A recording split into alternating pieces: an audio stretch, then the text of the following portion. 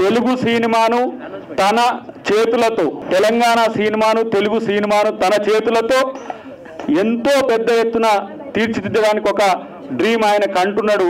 అటు ఆంధ్రప్రదేశ్లో సినిమా పరిశ్రమ స్థిరపడ్డా, ఇక్కడ స్థిరపడ్డా కూడా రెండింటిని కూడా ఏ విధంగా తీసుకుపోవాలనే ఉద్దేశంతో ఉన్నాడు. కనుక సినిమా గురించి ఒక్క ముచ్చట చెప్పి నేను ముగిస్తా. నాకేమో యాక్టింగ్ రాదు, నన్నేమో హీరో చేసిండు. ఇక నా పానం ఎట్లున్నదంటే ఏది ఇంగ్లీష్ రానని కాడే తెలుగు మాట్లాడటం నేసినట్టున్నది.